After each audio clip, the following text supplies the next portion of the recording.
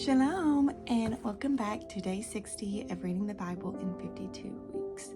Woo! Lord, thank you so much for today. Please guide me to your truth. Amen. Let's go. And today we'll be reading Joshua 7 through 9. The Israelites, however, were unfaithful regarding the things set apart for destruction. Achan, son of Carmi, son of Zabdi, son of Zerah, the tribe of Judah, took some of what was set apart. The Lord's anger burned against the Israelites. Joshua sent men from Jericho to Ai, which is near Beth-aven, east of Bethel, and told them, "Go up and scout the land." So the men went up and scouted Ai. After returning to Joshua, they reported to him, "Don't send all the people, but send about 2,000 or 3,000 men to attack Ai. Since the people of Ai are few, don't wear out all the people there." So about 3,000 men went up there, but they fled from the men of Ai.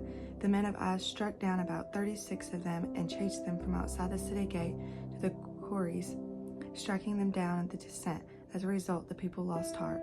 Then Joshua tore his clothes and fell face down to the ground before the ark of the Lord until evening, as did the elders of Israel. They all put dust on their heads. "O Lord God," Joshua said, "why did you ever bring these people across the Jordan to hand us over to the Amorites of the destruction? If only we had been content to remain on the other side of the Jordan. What can I say, Lord? Now Israel has turned its back and run from its enemies. When the Canaanites and all who live in the land hear about this, they will surround us and wipe out our name from the earth. Then what will you do about your great name?" The Lord then said to Joshua, "Stand up. Why have you fallen face down? Israel has sinned.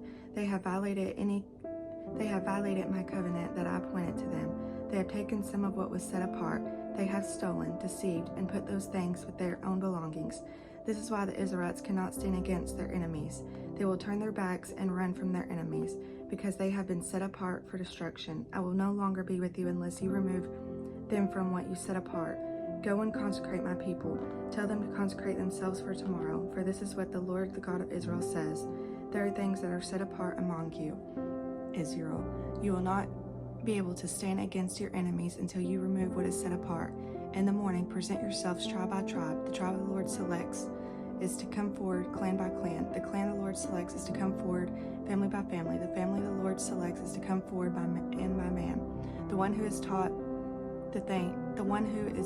with the thing set apart must be burned, along with everything he has, because he has violated the Lord's covenant and committed an outrage in Israel." Joshua got up early the next morning.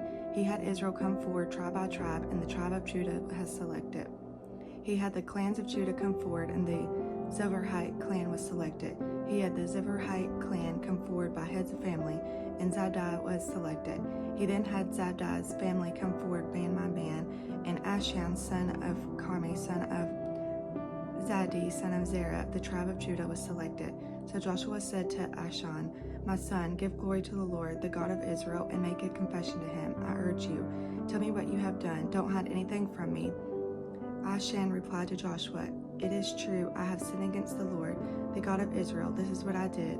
When I saw among the spoils a beautiful cloak from Babylon, 5 pounds of silver and a bar of gold weighing 1.25 pounds, I coveted them and took them. You can see for yourself. They are concealed in the ground inside my tent with the silver under the cloak." So Joshua sent messengers who ran to the tent, and there was the cloak, concealed in his tent with the silver underneath. They took the things from inside the tent, brought them to Joshua and all the Israelites, and spread them out in the Lord's presence. Then Joshua and all Israel with him took Achan, son of Zerah, the silver, the cloak, and the bar of gold, his sons and daughters, his ox, donkey, and sheep, his tent, and all he had, and brought them up to the valley of Engor. Joshua said, "Why have you brought us trouble? Today the Lord will bring you trouble." So all Israel stoned them to death. They burned their bodies, threw stones on them, and raised over it a large pile of rocks that remains still today. Then the Lord turned from his burning anger. Therefore that place is called the Valley of Anger, still today. The Lord said to Joshua, "Do not be afraid or discouraged. Take all the troops with you and attack Ai. Look, I have handed it over to the king of Ai, his people, city, and land. Treat Ai and its king as you did Jericho and its king, except that you may plunder its spoil and livestock for yourselves. Set an ambush behind the city." So Joshua and all the troops set out to attack Ai. Joshua selected 30,000 of his best soldiers and sent them out at night. He commanded them, "Pay attention, lie in ambush behind the city, not too far from it, and all you be ready. Then I and all the people who are with me will approach the city. When they come out against us, as they did the first time, we will flee from them. They will come after us until we have drawn them away from the city, for they will say, 'They are fleeing from us before. While we are fleeing from them, you are to come out of the ambush and seize the city. The Lord your God will hand it over to you. After taking the city, set it on fire. Follow the Lord's command. See that you do as I have ordered you.' So Joshua sent them out, and they went to ambush site and waited between Bethel and Ai, to the west of Ai. But he spent the night with the troops. Joshua started early the next morning and mobilized them. Then he and the elders of Israel led the people up to Ai. All the troops who were with him went up and approached the city, arriving opposite Ai, the camp in the north of it, with the valley between them and the city. Now Joshua had taken about 5,000 men and set them in ambush between Bethel and Ai, to the west of the city. The troops were stationed in this way: the main camp on the north of the city and its rear guard to the west of the city. And that night Joshua went into the valley. When the king of Ai saw the Israelites, the men of the city hurried and went out early in the morning, so that he and all his people could engage Israel in battle at a suitable place, factoring in Arabah. But he did not know there was an ambush waiting for him behind the city. Joshua and all the Israel pretended to be beaten back by them and fled for the wilderness. Then all the troops of Ai were summoned to pursue them, and they pursued Joshua and were drawn away from the city. Not a man was left in Ai or Bethel who did not go out after Israel, leaving the city exposed while they pursued Israel. Then the Lord said to Joshua, "Hold out the javelin in your hand toward Ai, for I will hand the city over to you." So Joshua held out his javelin toward it. When he held out his hand, the men in ambush rose quickly from their positions. They ran, entered the city, captured it, and immediately set it on fire. The men of Ai turned and looked back, and smoke from the city was rising to the sky. They could not escape it in any direction, and the troops who had fled to the wilderness now became the pursuers. When Joshua and all of Israel saw the men in ambush had captured the city and that smoke was rising from it, they turned back and struck down the men of Ai. Then men in ambush came out of the city against them, and the men of Ai were trapped between the Israelite forces, some on the side and some on the other. They struck them down until no survivor or fugitive remained. But they captured the king of Ai alive and brought him to Joshua. When Israel had finished killing everyone living in Ai who had pursued them into the open country, and when every last one of them had fallen by the sword, all Israel returned, and Ai struck it down with the sword. The total of those who fell that day, both men and women, was 12,000, all the people of Ai. Joshua did not draw back his hand that was holding the javelin until all the inhabitants of Ai were completely destroyed. Israel plundered only the cattle and spoiled the city of themselves, according to the Lord's command that he had given Joshua. Joshua burned Ai and left it permanent ruin, still desolate today. He hung the body of the king of Ai on a tree until evening, and at sunset Joshua commanded that they take his body down from the tree. They threw it down at the entrance of the city gate and put a large pile of rocks over it, which still remains today. At that time Joshua built an altar on Mount Ebal to the Lord, the God of Israel, just as Moses, the Lord's servant, has commanded the Israelites. He built it according to what was written in the book of the law of Moses, an altar of uncut stones on which no iron tool has been used. Then they offered burnt offerings to the Lord and sacrificed fellowship offerings on it. There on the stones Joshua copied the law of Moses, which he had written in the presence of the Israelites. All Israel, resident, alien, and citizen alike, with their elders, officers, and judges, stood on either side of the ark of the Lord's covenant, facing the Levitical priest who called it. Half of them were in front of the Mount Gerizim and half in front of Mount Ebal, as Moses, the Lord's servant, had commanded earlier concerning blessings the people of Israel. Afterward, Joshua read out loud all the words of the law, the blessings as well as the curses, according to all the written in the book of the law. There was not a word of all that Moses had commanded that Joshua did not read before the entire assembly of Israel, including the women, the dependents, and the resident aliens who lived among them.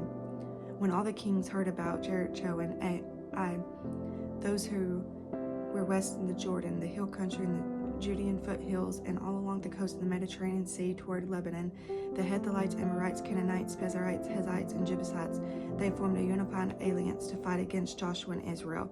When the inhabitants of Gibeon heard what Joshua had done to Jericho and Ai, they acted deceptively. They gathered provisions and took worn-out sacks on their donkeys and old wineskins cracked and mended.